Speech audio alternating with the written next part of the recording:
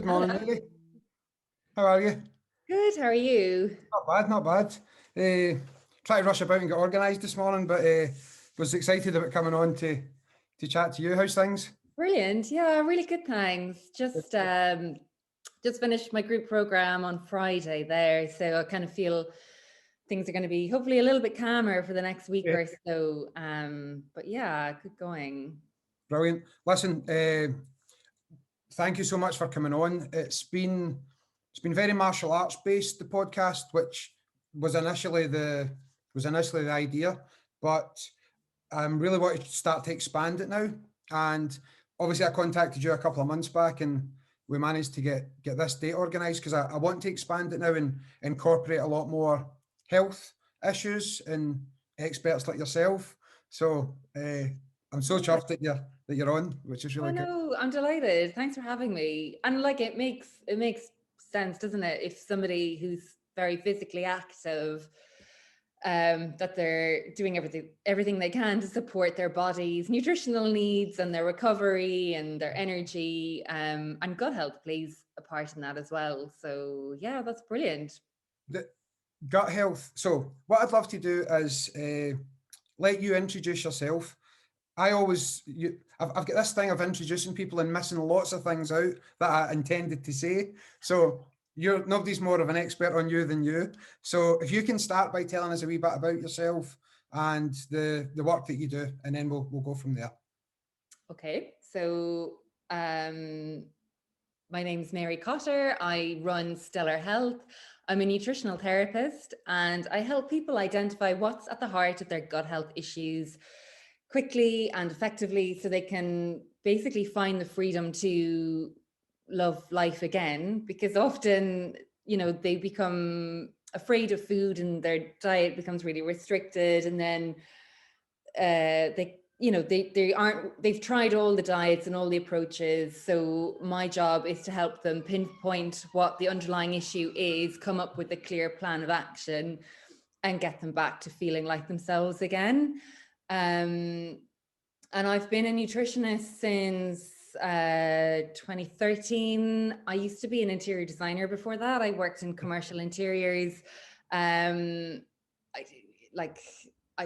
soon realized that wasn't my passion. And I became interested in nutrition initially because of my own health problems. And basically I experienced a urinary tract infection, which usually, you would take some antibiotics and everything would be fine. Yep. But this time, for some reason, the antibiotics didn't work and I had terrible symptoms, awful lot of chronic pain, but the doctors kept saying that there was no infection there, and I'd all the investigations done, and unfortunately there was nothing else they could do. And that's kind of when I first started looking into how I could help myself and how nutrition and what I'm actually putting into my body plays a role in how I feel and how we can recover. And I was living in Australia at the time, and I decided to contact a naturopath in Australia. So a naturopath kind of covers nutrition and herbal remedies, and it's kind of a holistic approach. And she just kind of removed a lot of the fear that I'd kind of read on Google when I was trying to self-diagnose, and put a lot of stuff in perspective, came up with a plan of action. And, it wasn't overnight. It took months, but I was in a much better mental state having met her and taken on board a lot of the dietary changes, and it just made sense. And I was like, wow, it really had such an amazing transformational effect on my outlook on everything, that I was like, right, like if we go back to the UK, that's it, I'm going to retrain and that's what I'm going to do. And that's what I did. Then we did move back, and then 3 years later, I qualified. So I kind of feel I'd imagine most nutritionists have some sort of life-changing experience Yeah. I often hear that that's kind of how people get into this. But yeah. Do you find that just as you were talking there about the holistic sort of treatment or the holistic outlook, I think that I'm right into this sort of thing. I'm currently observing Ramadan, so I'm doing a lot of fasting at the moment, which I want to talk to you about later as well. And just because I think that all of this stuff's good or interesting, I always make the mistake of assuming that everyone else does. But then, and again, I'm looking for your opinion here. I think that we're still in the minority. And obviously, by doing podcasts like this, we're hoping to widen sort of horizons, I guess. But medicine and health, I feel, is still very old fashioned. Am I right there? Or have you found that too? That Yeah, I tend to forget that not everybody has investigated nutrition or herbal support or anything. Like, I think even just my own family, like, I mean, my mother was very supportive, but I don't really think they really knew what I was doing or really understood it. And I often presume my friends are into it because we're all on Instagram, and like most of my feed are people like Dr. Chatterjee or wellness experts. yeah. And I forget that actually my friends, their list is probably, I don't know, makeup and hair, or like, that's a total generalization, but Oh, that's okay. it wouldn't necessarily be wellness experts. And it's very easy to just forget that not everybody is Yeah. so interested or inspired by it, but they just maybe haven't had an opportunity to discover it yet, because luckily for them, they've been in the best of health. And it's really only until things start to go wrong that people kind of look inwards and actually, oh my God, what am I putting in my body? Because it influences energy, your mood, you know, mental well-being is huge right now, and people kind of almost forget to put two and two together. And yeah, like you said, I think awareness is growing. Social media probably does help to a stage. Yeah. I just forgot my words there. Right. But That's right. yeah, I think it is changing slowly but surely. But yeah, you're right. I think mainstream medicine, you know, their job is to use medicine and pharmaceuticals, and that's brilliant, but it doesn't always work, you know. You kind of, we're all unique, and we all really benefit from personalized nutrition and personalized well-being approaches to just, you know, everything really. I think, especially with what's been going on over the last year, the NHS, and again, not you've obviously had experience in places like Australia, for example, but the NHS is just such a wonderful institution. I don't think that's in any doubt at all. I don't think anybody would disagree with that. Yeah, absolutely. Our general, the health services that we have are wonderful when things go wrong, and as a society, we don't have an idea yet that there's lots of preventative stuff we can do before we get to that stage. Now, if I were to have a heart attack or a stroke or cancer, any of these horrific things, our NHS is wonderful, but there still isn't enough out there about how we can prevent ill health. I don't think, and that's from a government level all the way down. It's limited. Like, I mean, you know, public health campaigns about eating 5 a day and stuff, I'm not really sure how much of that sinks in. It's a starting point, but you're right. Like, the NHS is brilliant for life-saving emergency stuff, but when you're dealing with a chronic health condition, they don't have the resources. And that's really where I feel people can get support from nutrition or, you know, other like meditation, mindfulness, all that stuff, because often it is lifestyle. It's not, you know, in my case, it wasn't any infection. It was kind of lingering inflammation. So it was just chronic Yep. And, you know, my options were take anti-inflammatories forever, but they weren't really doing I wasn't experiencing much of a benefit. And I decided I was going to look more at how everything is interconnected. Yep. So my stress, what I was eating, my work-life balance, movement, all those things. And that's different to what like the NHS offers. So there's definitely absolutely a place for both. And that's so important to get across as well, that it doesn't have to be one or the other. Yep. They complement each other. So, you know, you have the best of both worlds then. Yeah. Yeah. One of the things I want to talk to you about separately is the link between gut health and mental health. So we can put that aside because I think you might mention this when I ask you the next thing I'm going to ask about, but I want to focus on that as an individual sort of subject.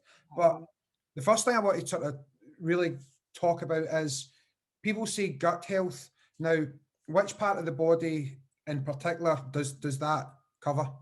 Yeah. Not just the tummy, I would assume.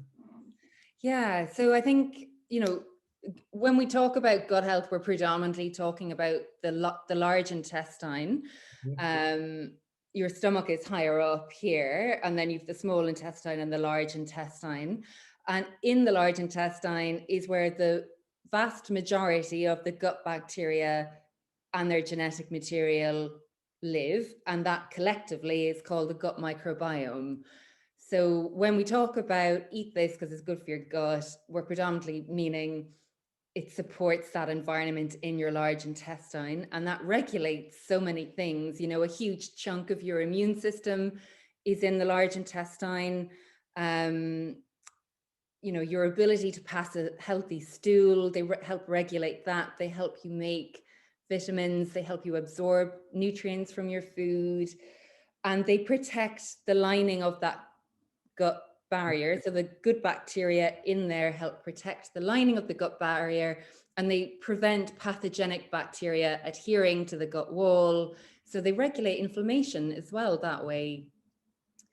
You might have heard like good bacteria and bad bacteria, which is very like simplified way of explaining it. What you want, like all of us carry parasites and bacteria and yeasts, and they should live in harmony. What you don't want are the bacteria that have the ability to become pathogenic, to take up too much real estate. So you want to feed the good guys, so they're dominating. And the guys that potentially could turn nasty are kept kind of under control. And that way then they all live in harmony. That's a good, no, listen, that's a brilliant way of explaining that.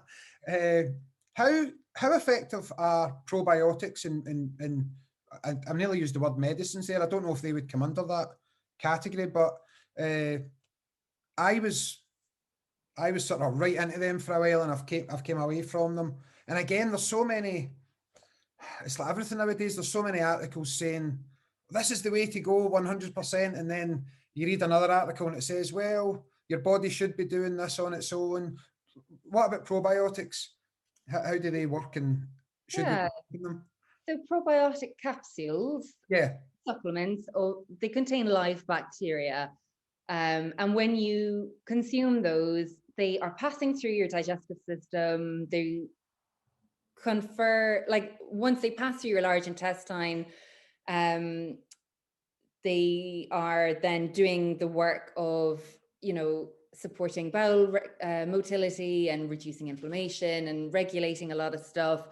But ultimately they are just passing through, and they're going to be excreted through your stool.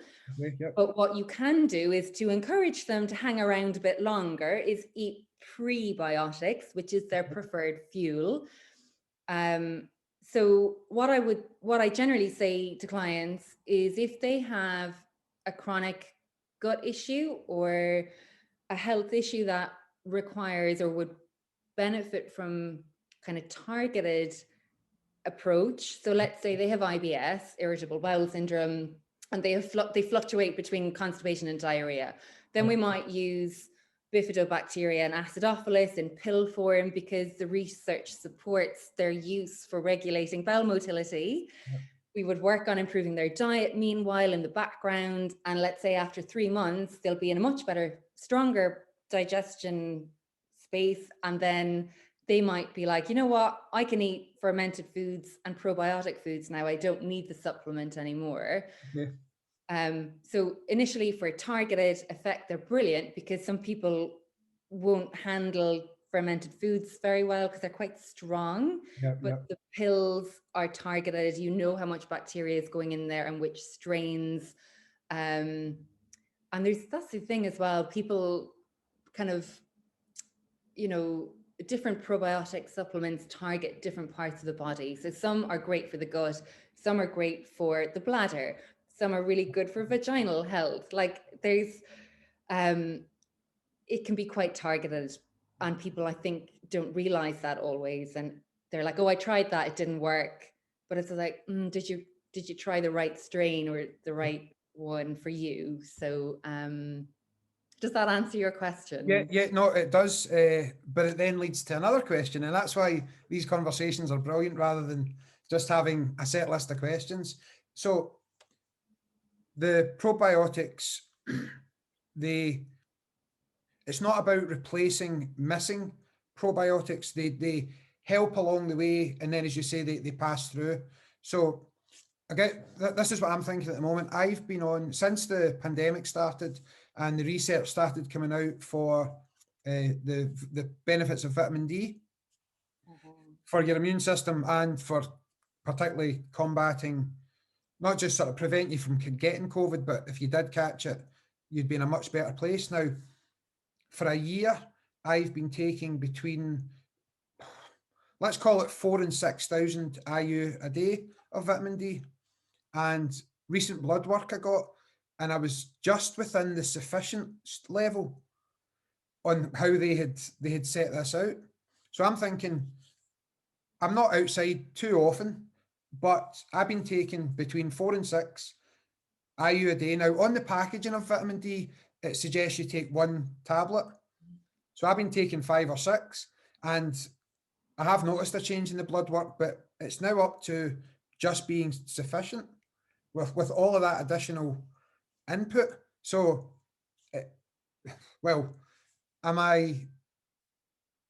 how far behind am I there? And talking about what we're talking about, how far behind is this positive bacterial situation in our bodies? Do we need to be taking this stuff, and is it sticking around, or is it just passing through? So vitamin D supplements. I think there's a question in there somewhere. Yeah. So maybe, I think your question is like, you were taking 4,000 to 6,000 IU a day, which was more than what was on the label, and yet you were barely kind of hitting sufficient levels. So first of all, why is that? So everybody's absorption rate will vary because, yet again, we're all unique, and potentially your bacteria may have something to do with that, but certainly it's a fat soluble vitamin, right? So your ability to absorb that will be influenced by your ability to absorb fat from your food. So digestive enzymes and pancreatic enzymes are produced to help you absorb fats, carbs, and proteins from your food. And depending on your stress level, some people's pancreatic enzyme levels are lower than others. So if you're wondering why it takes you so long to absorb vitamin D from a supplement, maybe look at your pancreatic enzyme level, because if it's deficient, you won't be absorbing fats and fat soluble vitamins so well. And an indicator of that is often, and this is a bit graphic, so apologies, but if the stool is very greasy or fatty, or you get marks on the bowl of the toilet, it's a sign you're not mopping up your fats as well as you should be. Fats shouldn't be coming out in the stool. You want to absorb it because that means you're absorbing fat soluble vitamins. So perhaps that's why it took your body so long to absorb the vitamin D supplement. If you're relying on sunshine and you're going out and you're trying to get vitamin D that way, which is also very important. We're in the wrong place, but I know, right? There are a few factors there. Also is your age, the color of your skin. So the darker your skin, the more time you need to spend outside, and where you are in the world. So for example, if you live in London, it'll be easier to get vitamin D than if you're in Edinburgh or Glasgow, because we're further away from the equator and the angle of the sun is different. There's a free app actually called D-Minder, which tells you what time of day, based on where you are in the world, you need to be outside and for how long. And you can enter like the color of your skin and your age and that kind of thing. That's quite helpful as well. So in Scotland, it's between 12 noon and 5 past 12. That's what we're saying then, is it? It's quite surprising because I'm kind of like, that can't be true. It was like was it at the weekend I had a look and it was saying that between 12 minutes past 1 and I think it was 2:30, it was an overcast day, and it was saying that if I was out at that time, I would make so much vitamin D, because we often think, oh, if it's overcast, we're not going to get any. But also in Scotland, I find winters you can have these beautiful clear blue skies and sunny days in the middle of January. Yeah. But you can't make vitamin D then because it's dependent on the angle of the sun. So it really, where we are in Scotland, it's only for the 6 months of the year during summertime, which we all know, like, variable, isn't it? Yep. The link between gut health and mental health, if we can move on to that now.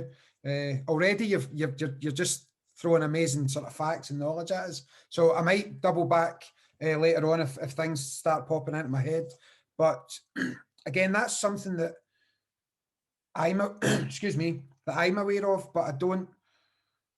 Maybe I'm doing a disservice to people as well in general, but from what I can see, people still don't fully understand that there's a huge link between what's happening up here and what's happening in the gut. So again, over to you.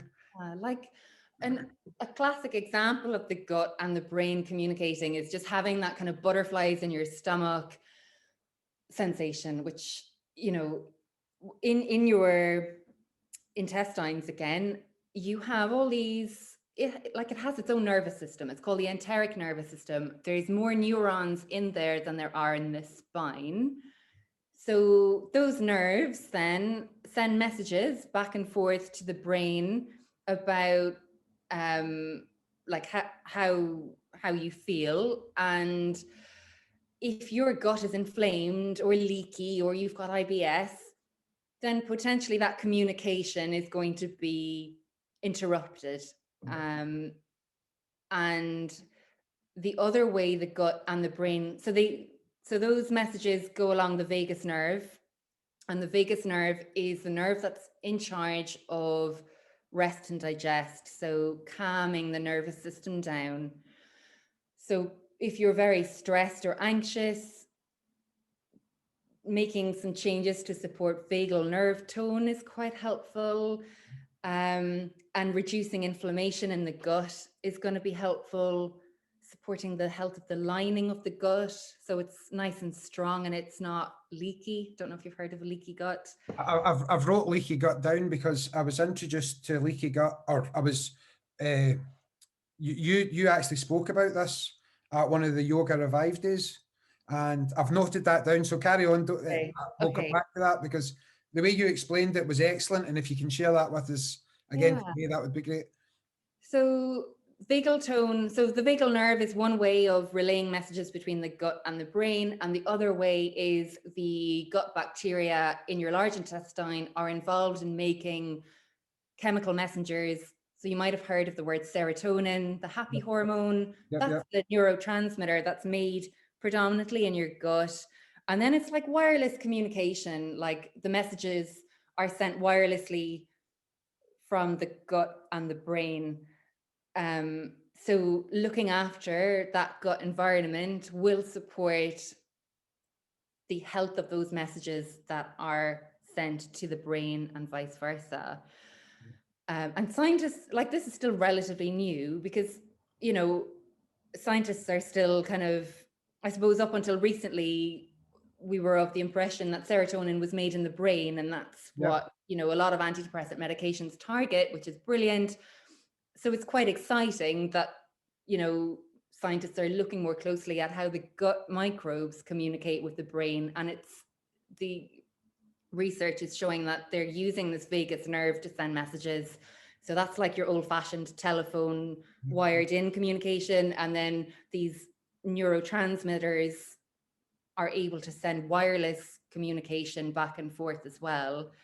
And the state of your gut is going to be key to how that is communicated. Okay, so I'm trying to note things down like crazy here. You said you actually went back and spoke a little bit more about that, but when you said about the serotonin creation in the gut, I was like, really? Because again, not having the education on it, I was only aware that it was something that happened up here. So, is there anything else you can tell us about that? Because that's brand new to me and obviously very, very interesting. So to make serotonin, I suppose things that would be helpful there,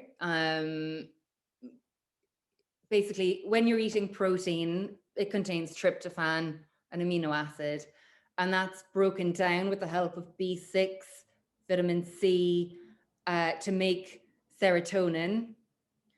And that serotonin actually goes on to make melatonin, the sleep hormone. So again, sleep is really important as well. Your gut bacteria, so eating the pre and probiotic rich foods, considering a supplement if needed, they would also help support the balance of serotonin in the gut. What else about that?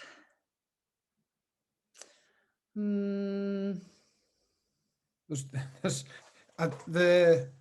I don't know. Do you follow Rhonda Patrick at all?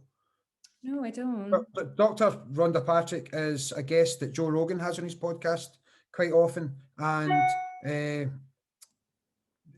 he always advises people to have a notebook ready when they're listening to that particular podcast. And yeah, listen, as I say, the information you've already given there is wonderful. So that was the reason why I was making the link there, was just that I think I might put a little note on the podcast notes to say, have a notebook and pen ready, because there's so much great information that you're giving us here. So for people interested in the kind of gut brain connection, like a good somebody to look up as well, there's a Professor John Cryan, who they do a lot of research in Cork actually, but they do an awful lot of research on the gut brain connection and the use of, like, they call it psychobiotics, which is using specific strains of probiotics as like affecting the brain.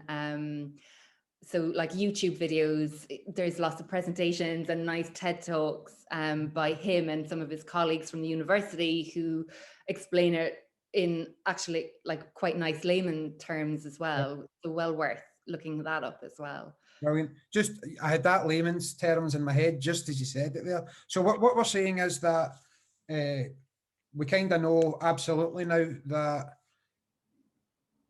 well, I'll allow you to say that, but if things like low mood, possibly anxiety, possibly depression, things like that might be at the very least being compounded by problems in your gut, and it isn't all just sort of brain issues, it's actual gut issues as well. Absolutely, yeah. So definitely both of those. So you would support the brain as well. So omega-3 and good fats for the brain, because your brain is predominantly fat. So we want to feed it the right fat to keep it nice and healthy and sharp, especially as we age. The other thing I would definitely want to touch on, though, is just what you're eating over the course of the day. And this maybe you're fasting at the moment. And for some people, fasting can be really helpful. And for others, it can make them feel really jittery and anxious with heart palpitations. because if you're sensitive to fluctuations in your blood sugar, when you fast, your blood sugar is going to drop. And depending on your genetic makeup and whatever else, some people will experience lightheadedness. It becomes much harder to focus and concentrate. Yep. They become hangry, that kind of hungry and angry. Yep. That's a clear indication your blood sugar is way too low and you need to eat something to get that back up. So what many of us do is we're really busy. So do you know what? I'm just going to grab a coffee and that's going to tie me over to lunch. Well, coffee is a stimulant. It's going to put you on high alert. So now you're pumping out even more cortisol, even more adrenaline, and you're getting those heart palpitations. You're feeling really jittery. Your blood pressure is going up. It's a terrible place to be if you're prone to anxiety or mood disorders. So we need to make sure those people with those symptoms are eating at least 3 meals a day. You want to combine protein with fiber at each meal. And if you need a snack, have a snack. It's going to help balance your blood sugar, but look at the quality of the snack. It's a brilliant opportunity to get protein and fiber in. It's going to keep your energy, your mood, your stress hormones way more stable and calmer. Yeah. What? Okay.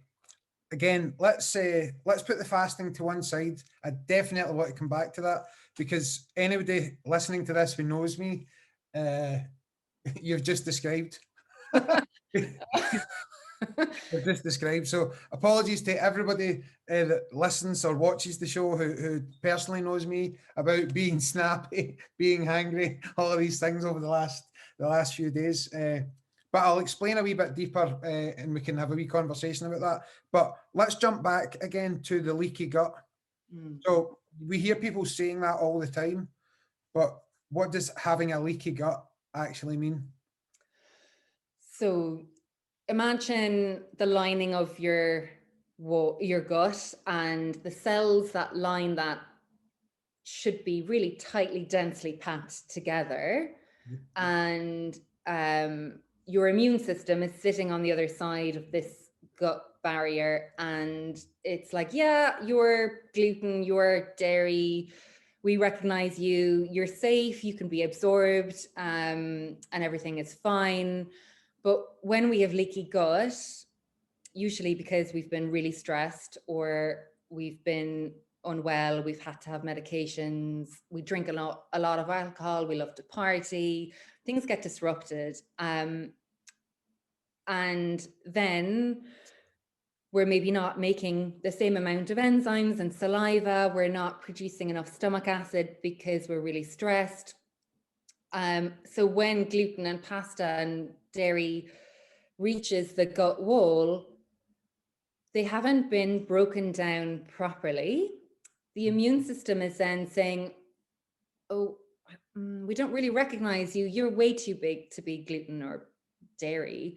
Yeah. You're not coming in. So we're going to launch an inflammatory response to deal with you, which then appears as symptoms like brain fog or inflamed joints or skin reactions or weird tummy problems that the doctors find very hard to pinpoint, and it's then labeled IBS. So bloating, gassiness, sluggishness, and the lining, these cells have now become leaky. There's gaps in them. So while the immune system is trying to stop gluten and dairy being absorbed because they think it's an invader, no matter, it doesn't work because now there's leaks in the lining of the gut wall and they'll filter through into the bloodstream anyway. That drives inflammation. Right. So my job as a nutritionist, my role, I should say, as a nutritionist, is help people to temporarily remove irritants like gluten and dairy temporarily. That's going to help bring down some inflammation. But then we're going to look at, where digestion starts in your mouth. So are you are you chewing properly? Are you relaxed when you're eating? Are you producing enough saliva? What's your stomach acid like? Have you been on omeprazole for 20 years? Anti-acid blocking drugs that will interfere with your ability to digest food properly. we're then going to look at the lining of the gut wall. We're going to put in foods that support the repair of those leaks. So things like stewed apple, bone broth, collagen, glutamine. There's, different things that are helpful for that.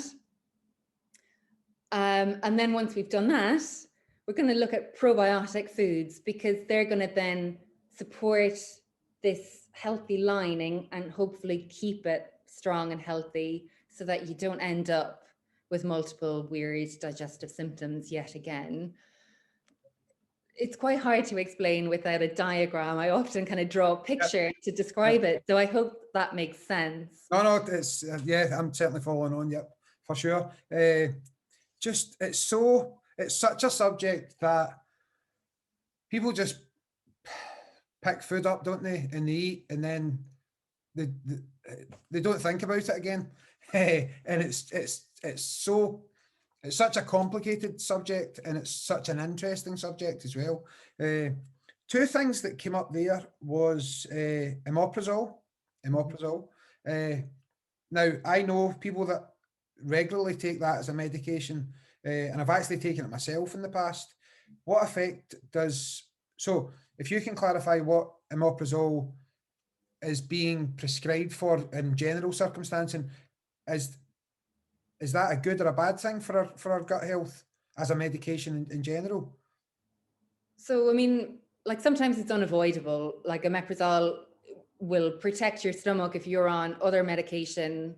Yeah. So sometimes it absolutely is, essential. And obviously never come off medication without speaking to your doctor first. Yeah, 100%. Yeah. Let's clarify that. There are side effects to all medications, but omeprazole and lansoprazole in particular, what they're doing is they block the production of stomach acid. Stomach acid is needed to absorb certain vitamins from your food, especially B12. It interferes with calcium absorption. So without B12, you're going to feel like exhausted and really low energy. And without calcium, the long-term effect there could be osteoporosis and bone disorders. So like in terms of using something like omeprazole, that's great for short-term relief from your symptoms. But what changes to your dietary intake or your lifestyle are you making so that you'll be able to gradually come off that with the help of your GP in a few months' time? You don't want to be on that forever. You don't need to be on that forever if you're able to work potentially with a nutritionist to help you make some simple dietary changes and lifestyle changes. If you're having symptoms of acid reflux or heartburn, often it can be stress related, but just looking at the foods you're eating, looking at like if you have a very high meat diet, it can be very acidic. So putting in lots of veggies and colorful foods to help alkalize and balance that. My favorite is slippery elm. I don't know if you've ever heard of that. It's a powder. You just put it in water and drink it, but it kind of coats the lining of the stomach. So it reduces any irritation you're experiencing from the acid, and it's very nourishing as well.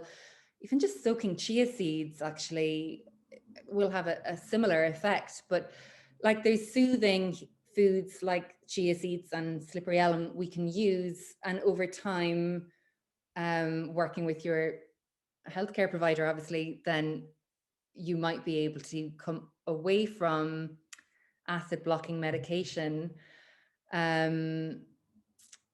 I mean, it's a really common problem. I would say 75% of my clients have some sort of heartburn or acid reflux, and there's loads we can do to prevent that from getting worse. And in many cases, it absolutely can get better. Yeah, I was on the podcast or just in general. It never bothers me to talk about my own health. I think the more we talk about health, the better it is for everybody. I was on it for acid reflux because I had a lot of bother with my tonsils, and went to the hospital, and they thought they know I have a postnasal drip and some acid reflux. So this was attacking my throat from both sides, above and below. And the omeprazole was given to try and protect my throat from the way up, and then I was on a nasal spray to protect it from the way down. So that was the reason why. What was the thing you said? Slippery elm. Yeah, it's from the bark of an elm tree, but it comes in powder form, and you just add it to smoothies or to food, and you would kind of use that, say, shortly before you're about to eat as a way of coating the lining of the esophagus and the stomach, so that then when you do eat, you're not getting the same sensation of acid coming up your food pipe. Yeah, so that's one of my favorites, definitely. The other medication I wrote down here, which is the big one, which is obviously unavoidable in a lot of cases, but just to clarify, how bad are antibiotics for our gut health? And I know that if we have an infection, in most cases they can't be avoided, but just as a general bit of knowledge for people, how bad are they for us? I mean, they're not great because they can't differentiate between good and bad bacteria. They're just going to kill everything. And like you said, sometimes that's essential and that's life-changing, life-saving.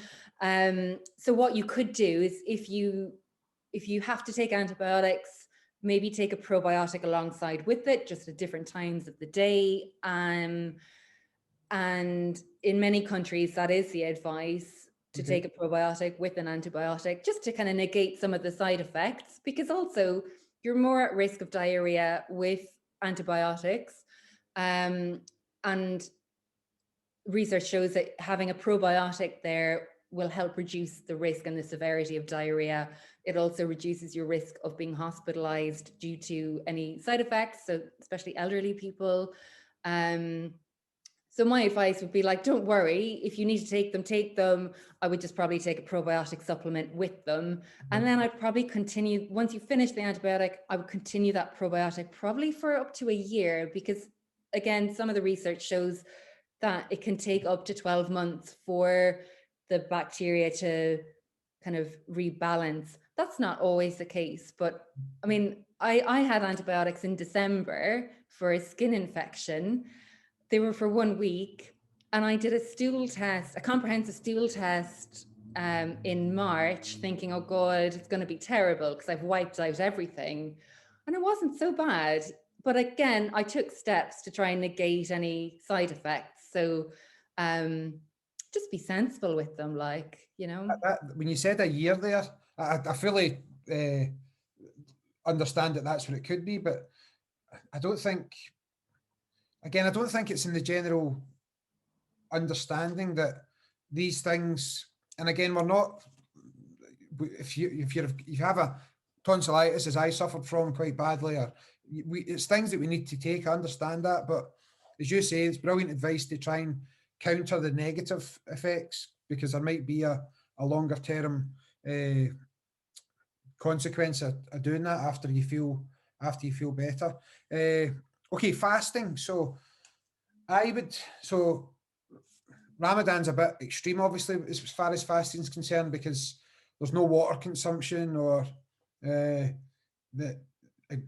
caffeine withdrawal for me is the one, because I'm addicted to coffee and then don't have any at all when I'm fasting, not even at night time when I break my fast. So the first couple of days of fasting, I actually felt as if my head was going to explode. The pain in my head was unreal.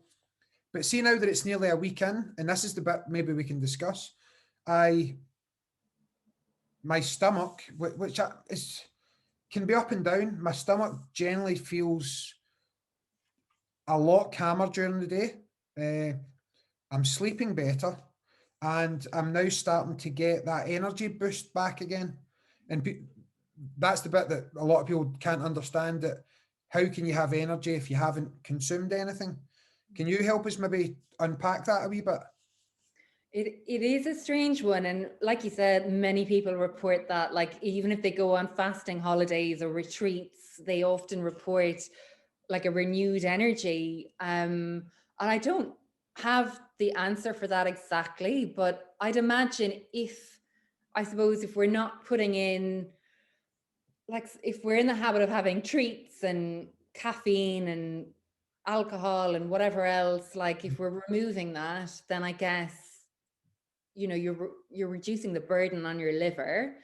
And potentially that's maybe having an effect then on your energy levels. Yeah.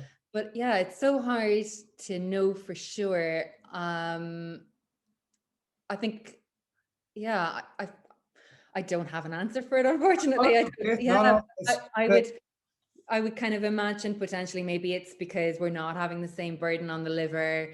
Your gut as well has an opportunity to do some repair work and some healing, because we're not constantly snacking and grazing all day. Because usually when we're asleep, it's really important to try not to eat too close to bedtime, because normally when you're asleep, your body is clearing out a lot of debris from the day and healing stuff. Yep. So maybe when you're fasting for a longer period of time, maybe it's that your body is having an opportunity to do more of that. So then you're feeling the benefits of it. I think that's what it is. I mean, the Islamic calendar's lunar, so Ramadan changes. So if you ever want to try Ramadan, try it when it falls round about Christmas time, because it's darker a lot quicker, obviously. Whereas at the moment, because of how long or how bright the days are, it's between 29 and 30 days of up to 19, 20 hours of fasting each day. And I say that's no food and water. But when I get by the first week, and again, maybe this is that sort of placebo effect, I guess, or maybe but it's genuinely the healthiest I feel for the full year. And I know that in general, understanding that doesn't make sense, but it is. After that first week, I feel really, really healthy. Do you, when you break your fast, do you feel you're more mindful then of what you're putting into your body, or are you just like, oh my God, I'm starving, give me anything? Right. I'm so glad you asked that. That's when I've had guests on the show, sometimes they'll say things and in my head, I'm thinking, that question hasn't been planted, because it's the perfect question that you've just asked. So at no point did I ask. Everybody's going to think I did now, but at no point did I ask Mary to ask that. 100% is the answer. Yep, absolutely. The tradition would generally, we would generally break the fast with dates, and I always wonder about that, because there's a high sugar spike from dates as well, but maybe 2 or 3. We're not talking about a large consumption of them, but just it's a month where you're definitely more mindful of what you're eating, and the diet that I'm having is very balanced. There's lots of fruits and lots of vegetables. I'm not big on fruits actually, but lots and lots of vegetables, different meats, lots of different colors as well, which I know you talk about a lot. So it might just be that we're taking out all the caffeine and the bad stuff, not necessarily the good effect, but reducing all the rubbish that we're putting in, perhaps. Perhaps, yeah. Sounds like that's a possibility for sure. And it sounds like if you're being more mindful, you're making slightly better choices. Like you said, all those colors, all those polyphenols, like anti-inflammatory foods, and you've got, a nice balance there. Probably quite an energizing diet, even if it's being consumed at a different time of day. Yeah. Yeah, it's really interesting. Now, having said that, the first thing when Eid comes around and Ramadan's finished, the first place I'm going is Starbucks. So for the change some things, some things are just so ingrained in us, aren't they? We just need that little. That's your crutch, I suppose. The largest coffee available with extra shots and everything. So, anyway, right, back in the room. What are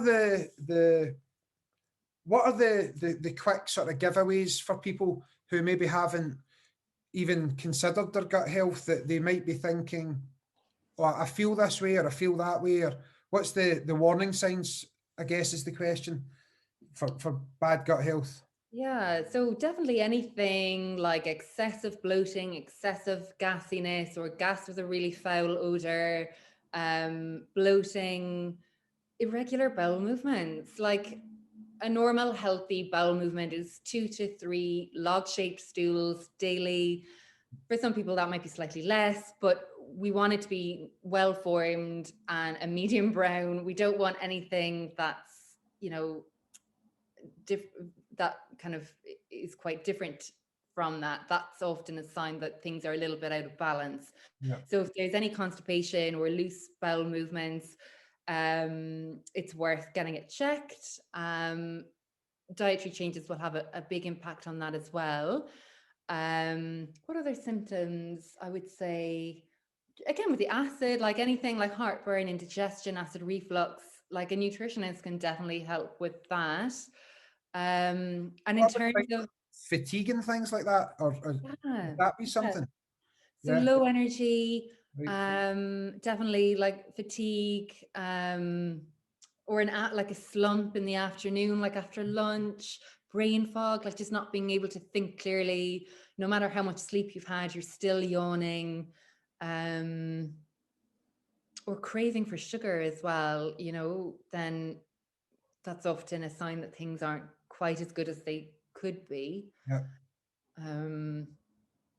And like just start with simple changes as well. You know, if you've never heard of fermented foods, and probiotic foods sound really out there, just start by, you know, making sure you're getting a variety every week in your diet. So you're not just eating carrots and broccoli for dinner every night, that each week or each day you're choosing a few different foods. So different colors.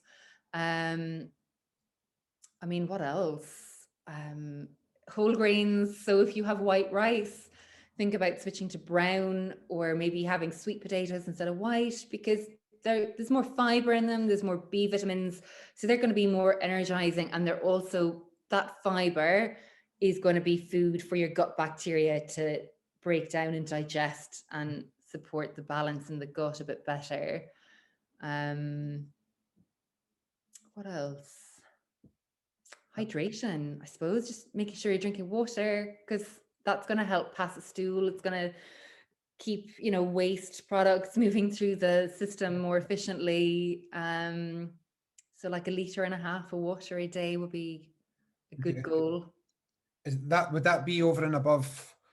I know teas and coffees are diuretics and things, but if someone, I'm a big advocate for telling everybody to drink more water. Says the guy that isn't having it every day for a month, but it's, usually that's obviously over and above other things. I mean, your like any herbal teas would count towards that. Yeah. And just as a rough guide, like 1.5 liters. But yeah, I wouldn't generally count coffees and builder's tea in with that because of the caffeine effect. Yeah. If I've only got a couple of more things to chat to you about. This kind of leads on. It's the opposite question to the one I just asked, I guess. Obviously, seeing someone like yourself, so finding an expert and actually working with that person. But can you give us some tips on the best things to just get the ball rolling? If you were to say, and you've kind of just said that, but let's say the top 3, make sure you're doing this every day or every week. What would those be? So yeah, I would definitely, you know, I would definitely look at the quality of your grains, because often carbohydrate gets a terrible rap. It's like, oh my God, like carbs are so bad. Not all carbs are bad. So the whole grain ones are really energizing, and they're so important for mood because the B vitamins in them. So the brown rice, the sweet potato, even a brown rice pasta maybe, they would be much better than the white equivalent. Yeah. I would do that. I would look at the variety of food that you're eating, because we're creatures of habit and we tend to buy the same fruit and veg week in, week out. So your gut bacteria thrive on diversity. So the more color and variety you're able to consume, the better. If you do have IBS or digestive problems, just do that quite slowly, maybe do it more gradually. And What else would I do? I would probably say, like, make use of things like herbs and spices in your cooking, because they're going to provide a great source of antioxidants and phytonutrients and polyphenols, all things, again, polyphenols are something that your gut bacteria absolutely love, and they help to mop up inflammation in the gut. That's probably what I would do. And I'm going to add one more. Yeah, and please. that's prebiotic foods. And there are things like onion, garlic, leek, banana, oats. And a lot of people kind of shy away from garlic and onion because they might have read that they cause gas, or they maybe tried a FODMAP diet, which, you know, you're supposed to avoid them temporarily. But they are a bit like fertilizer for your gut bacteria, and it's so important to get those in. Yeah. So that's onion, garlic, leek, and then things like banana and oats. Okay. What's see, when you just mentioned inflammation there, what are the main sort of food drivers behind inflammation? I think lots of people have higher levels of inflammation that maybe don't even realize that they have it, and that's maybe what's causing ongoing health issues. So what sort of foods are really bad for inflammation? So pro-inflammatory foods are, so red meat and dairy come under that category because they produce arachidonic acid in the body. So like if you're having steak and chips every night of the week, that would be quite inflammatory because of the meat, but also the fat in the chips. But to make that more anti-inflammatory, you could still have some steak, but have a salad with it, because the veggies would be alkaline. So you're kind of getting that nice balance there. And maybe you've got a nice olive oil on the dressing, that kind of thing. Sugar is also pro-inflammatory. So just keeping sugar and alcohol to a minimum. They're kind of the biggies. And then in terms of anti-inflammatory, you've got your omega-3, flax seeds, chia seeds, nuts and seeds, oily fish. They're kind of more anti-inflammatory. And fruit and veg are kind of the alkaline element to that then as well. Brilliant. One last thing to chat about, and we need to remember at the end, because I want to obviously direct everybody to your Instagram and your website. The BBC programme Laid Bare that you done, you were part of that. Can you tell us a wee bit about that? I watched that, and just seeing people sort of turning themselves round like that was quite, it was brilliant to see. So can you tell us a wee bit, because people will probably still be able to find that, I would imagine, on the iPlayer maybe, or last year it might have been, was it last year that it was out, or was it a year? Last year just seems to have disappeared for everybody. I know, I think it might have been the year before. I think last year just doesn't count for anything, does it? It was just such a very year. So tell us a wee bit about what that was about and what the part that you played in it. So the great thing about the TV show is, you know, all the health improvements that these people experienced was just from diet and lifestyle changes. We didn't use supplements and we didn't use medications. So there was a GP and myself who were supporting these individuals who maybe some will have had high blood pressure, or there's type 2 diabetes, or some were overweight, some were underweight, but totally burnt out, or just, you know, running on caffeine and not really eating properly. So it was just, I suppose, helping these individuals make better choices and realistic choices that worked with their lifestyle.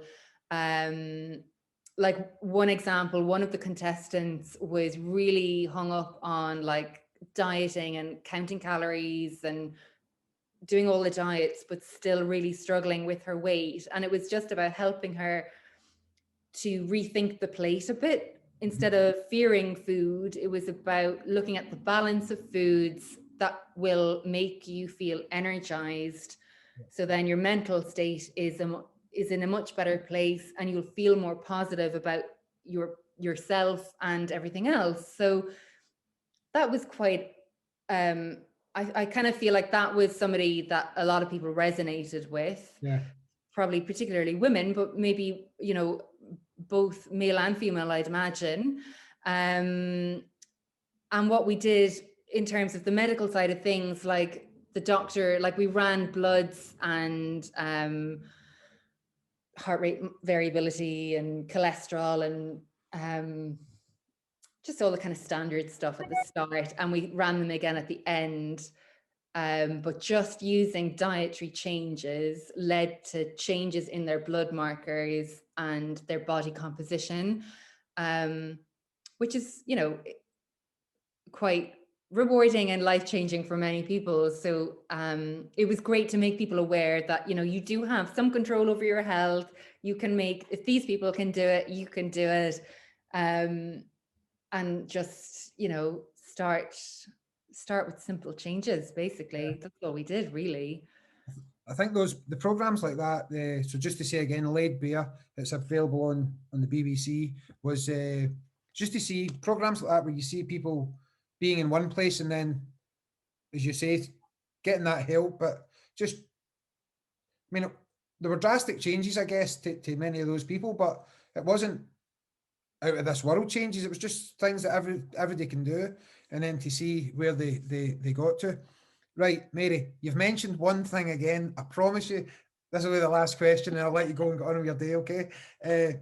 Cholesterol, and I can't believe that I didn't have this in my notes to ask you about, but when you were talking earlier on about carbohydrate getting this sort of bad name, cholesterol also gets a bad name. So they've got your LDL cholesterol, your HDL cholesterol. People think, I think more people are learning now the difference between good and bad cholesterol. But for years it was just, oh, cholesterol, that's a really bad thing. So can you give us some information on cholesterol, please? So, like, if you're getting your cholesterol tested, the best way is through your GP, because they will be able to do the breakdown and you'll have the good and the bad. If you just have total cholesterol, it's not providing enough information to really work with. I'd also like to say that eggs don't cause high cholesterol. That was bandied about for years. That bit of information was thrown out a few years ago, but it's still circulating. So please don't fear eating eggs. It's not going to influence your or be harmful to your cholesterol levels. What I would say is, you know, fiber is your friend if you struggle with cholesterol, because we eliminate cholesterol via the stool. Fiber supports bowel health and motility. So getting that motoring daily is important if you have cholesterol problems. And then good fats also. So like almonds, you know, nuts and seeds, legumes, lentils, beans. Like a Mediterranean style diet is kind of what you'd be aiming for in order to support healthier cholesterol levels. And just, yeah, you can get it tested probably yearly at least if you are concerned. And again, I suppose it's highlighting that you've got options. And I think most, like from the clients I work with, often the doctor has said, okay, like let's try dietary approaches first, but we'll check again in 6 months. And if things are still, you know, a bit worrying, or there's a family history there, then it's obviously important to consider other options as well. Yeah. So glad you said that about eggs as well, because I eat a lot of eggs, as does my wife, both of us. But again, it's just that misinformation, isn't it? That things are, don't eat eggs. So it's just about balance, you know. You're just have a couple of eggs here and there. It's not, you're not going to have 10 eggs every day, and it's just like, let's put things in perspective. So yeah. Well, Mary, listen, that has been just an amazing chat. I'm so glad that, and I know we've been planning it for a couple of months now, but the fact that I got to sit down with you and chat, and then we can share this on the podcast, has been brilliant. Before we go, give us a wee shout out again of your website and your Instagram handle and where people can follow you, please. So my website is stellarhealth.co.uk. I'm most active on Instagram, so you'll find me at stellar_health_Mary. I do also have a free Facebook group. It's called the Gut Health Club. So if you are like particularly interested in gut issues, have a look at that on Facebook as well. Brilliant. Okay. Well, Mary, I will let you get on with your day. With huge thanks for coming on. I really enjoyed that. Having me. Yeah, it was brilliant. Good to chat. Definitely love that. So listen, thank you, and I'll let you get on. Okay. See ya. Brilliant. Bye. Thank you, Mary. Take care. Much obliged. Thank you.